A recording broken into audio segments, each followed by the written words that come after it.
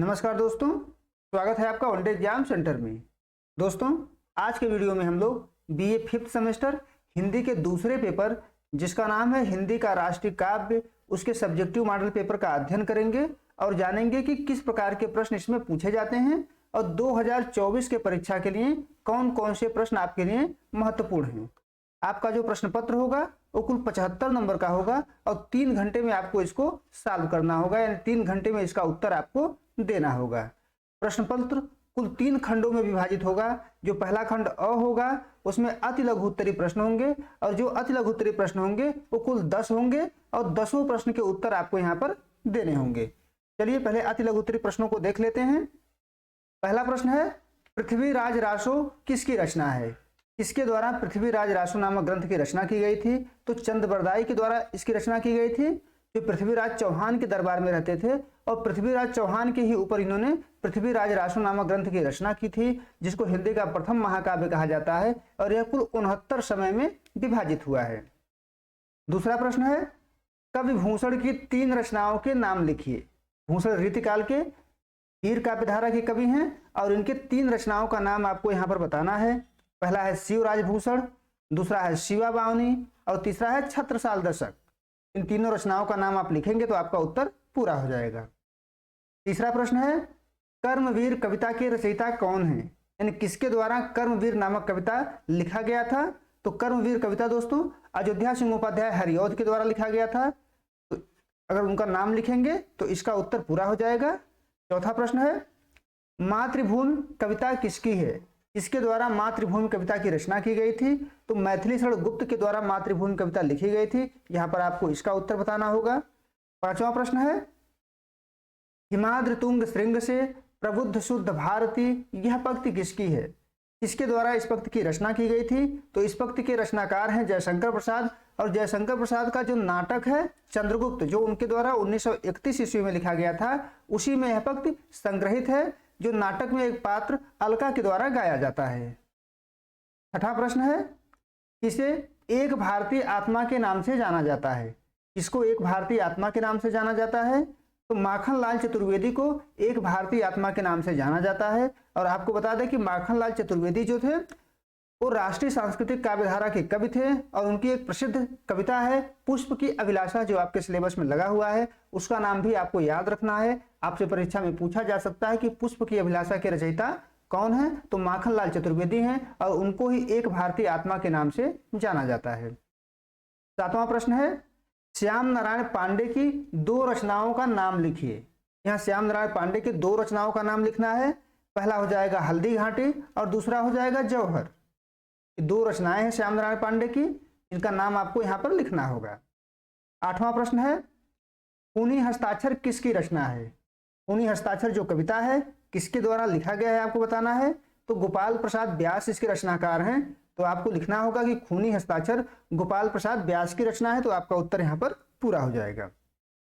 9वां प्रश्न है, ऐ मेरे वतन के लोगों गीत के रचयिता कौन है? इसके द्वारा इस गीत की रचना की गई थी।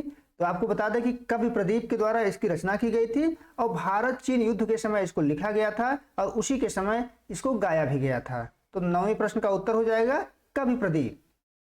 10वां प्रश्न है, मेरे देश की धरती सोना उगले उगले हीरा मोती किस फिल्म में फिल्माया गया है? यानी यह गाना किस फिल्म में गाया गया है आपको बताना है।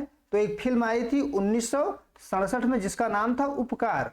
उपकार फिल्म में यह गाना जो है फिल्माया गया है। तो ये 10 प्रश्न अति लघु उत्तरीय प्रश्न थे। 10 के उत्तर आपको देने हैं। अति लघु उत्तरीय प्रश्नों से संबंधित 50 प्रश्नों का वीडियो हमने अपने चैनल पर डाल दिया है। वहां 50 महत्वपूर्ण प्रश्न है जिसको जाकर के आप देख सकते हैं और अपने पेपर के अति लघु उत्तरीय प्रश्नों को अच्छे से सॉल्व कर सकते हैं। तो जाकर के वहां पर आप देख लीजिएगा इसको। आगे बढ़ते हैं हम। दूसरा खंड ब है और खंड ब में से आपको 5 प्रश्नों का उत्तर देना है और खंड ब जो है यह लघु उत्तरीय प्रश्न है। खंड ब जो है लघु उत्तरीय प्रश्न है। इसमें 8 प्रश्न टोटल हैं और 5 प्रश्नों के उत्तर आपको यहां पर देने हैं। पहला है, आदिकालीन कविता में राष्ट्रीय चेतना पर चर्चा कीजिए। आदिकालीन कविता में राष्ट्रीय चेतना किस प्रकार से उभर कर सामने आई है इसको आपको बताना है। किस प्रकार से उस समय राजा महाराजा होते थे। प्रत्येक राजा महाराजा के दरबार में कोई ना कोई कवि होता था जिसको चारण नाम दिया जाता था, और चारण कवियों ने जो रचना किया है उसको रासो काव्यधारा कहा जाता है। आपको बताना है कि इस रासो काव्यधारा में राष्ट्रीयता किस प्रकार से उभर कर आई है, वीरता का वर्णन ये किस प्रकार से करते हैं, राजभक्ति कितनी है, राष्ट्रभक्ति कितनी है, इसकी चर्चा यहाँ पर आपको करनी होगी। इस प्रश्न से संबंधित वीडियो हमारे चैनल पर उपलब्ध है, वहां से भी आप इसको देख सकते हैं। दूसरा प्रश्न है, भूषण के काव्य की विशेषता बताइए। भूषण के काव्य में कौन कौन सी विशेषता पाई जाती है, इसको आपको यहाँ पर बताना है। भूषण में राष्ट्रीय चेतना किस प्रकार से है, युद्धों का वर्णन किस प्रकार से करते हैं, सांस्कृतिक चेतना उसमें कैसी पाई जाती है, इन सबको आपको यहाँ पर एक एक करके उदाहरण सहित बताना होगा। इससे भी संबंधित वीडियो हमारे चैनल पर पड़ा हुआ है, वहां पर जाकर के आप इसको देख सकते हैं। तीसरा प्रश्न है इसमें, भारतेंदु युगीन राष्ट्रीय चेतना पर प्रकाश डालिए। भारतेंदु युगीन राष्ट्रीय चेतना के बारे में आपको बताना है कि भारतेंदु युगीन में राष्ट्रीयता की क्या क्या विशेषताएं थी, किस प्रकार की चेतना राष्ट्रीयता से संबंधित भारतेंदु युग में पाई जाती थी, देशभक्ति कैसी थी, राजभक्ति कैसी थी, प्राचीनता के प्रति गौरव का भाव कैसा था, राष्ट्र के समस्याओं का चित्रण किस प्रकार से हुआ है, राजनीतिक चेतना का वर्णन किस प्रकार से भारतेंदु युगीन कविता में दिखाई देता है। इन सब का वर्णन आपको इस प्रश्न में करना होगा, तब जाकर आपका उत्तर पूरा होगा। इससे भी संबंधित वीडियो हमारे चैनल पर मिल जाएगा, आपको वहां से जाकर के देख करके इस प्रश्न का उत्तर आप जान सकते हैं। चौथा प्रश्न है, मैथिली शरण गुप्त की कविता आर्य है और इस आर्य का कविता का जो है सारांश आपको यहाँ पर लिखना है। तो आर्य कविता आपको बता दें, जो भारत भारती इनका ग्रंथ है जो 1912 ईस्वी में आया था, उसी का एक पार्ट है, और इस कविता का सारांश आपको यहाँ पर लिखना होगा, तब जाकर के आपका उत्तर यहाँ पर पूरा होगा। पांचवा जो प्रश्न है, जयशंकर प्रसाद के राष्ट्रीयता पर प्रकाश डालिए। यानी जयशंकर प्रसाद की जो राष्ट्रीय चेतना है उसमें कौन कौन सी विशेषता पाई जाती है। आपको बता दें कि जयशंकर प्रसाद छायावाद के कवि हैं, और छायावादी राष्ट्रीय चेतना में जो विशेषता पाई जाएगी वही जयशंकर प्रसाद की कविता में भी पाई जाएगी। तो उनकी कविता में राष्ट्रीय चेतना कैसी है, प्राचीनता के प्रति गौरव का भाव कैसा है, जागरण गीत जो लिखे हैं वह कैसा है, सांस्कृतिक चित्रण उनके कविता में किस प्रकार से हुआ है, इसका वर्णन आपको यहाँ पर करना होगा। छठा प्रश्न है, श्याम नारायण पांडे की कविता के भाव भूमि पर टिप्पणी कीजिए। आपके सिलेबस में जो कविताएं श्याम नारायण पांडे की लगी हुई हैं, जैसे चेतक की वीरता है, राणा प्रताप की तलवार है, उन कविताओं के आधार पर यहाँ आपको श्याम नारायण पांडे की कविता के भाव भूमि पर टिप्पणी लिखना होगा कि श्याम नारायण पांडे अपने कविता के माध्यम से क्या कहना चाहते हैं। आप दोनों कविता के आधार पर यहाँ उदाहरण सहित टिप्पणी करेंगे तो आपका उत्तर यहाँ पर पूरा हो जाएगा।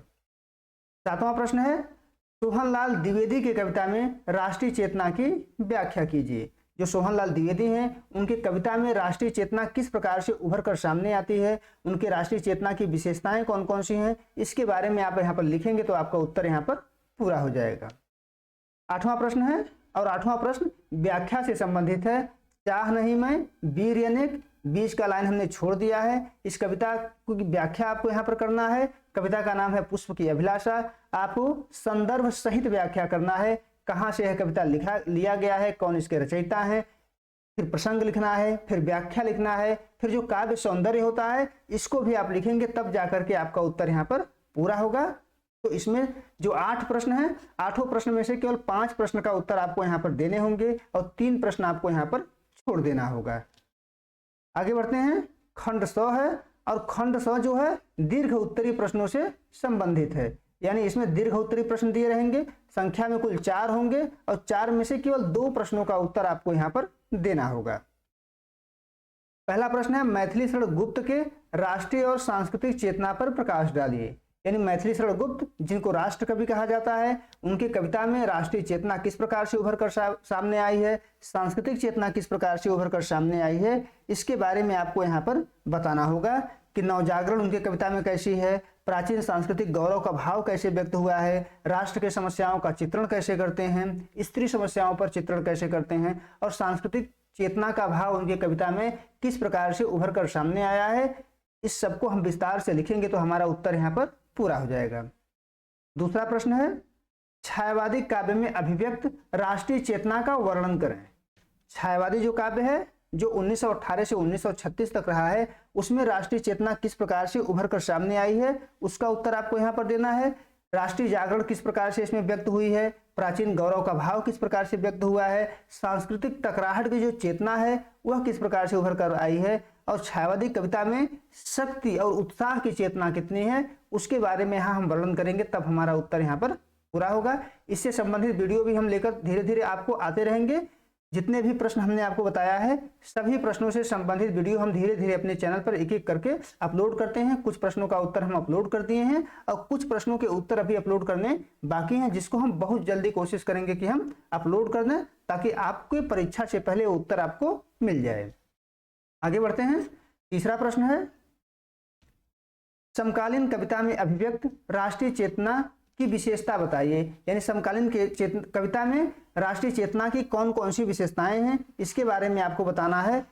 कौन कौन सी विशेषताएं समकालीन कविता के राष्ट्रीय चेतना में पाई जाती है, इसको हेडिंग डाल करके एक एक करके आपको लिखना होगा विस्तार से इसके बारे में कि कौन कौन सी विशेषता इसमें पाई जाती है। चौथा जो प्रश्न है, हिंदी फिल्मी गीतों में राष्ट्रीयता का स्वरूप क्या है, स्पष्ट कीजिए। जो फिल्मी गीत आपके सिलेबस में लगे हुए हैं उसमें राष्ट्रीय चेतना किस प्रकार से उभर कर सामने आई है, किन किन समस्याओं का उसमें वर्णन किया गया है, सांस्कृतिक चेतना कैसी है, राष्ट्र की समस्याओं का चित्रण उसमें कैसा है, इन सब का वर्णन आपको उदाहरण सहित करना होगा, तब जाकर आपका उत्तर पूरा होगा। उम्मीद है आपको यह वीडियो पसंद आया होगा। आप हमारे चैनल को सब्सक्राइब करिए, वीडियो को लाइक करिए, शेयर करिए। बहुत बहुत धन्यवाद।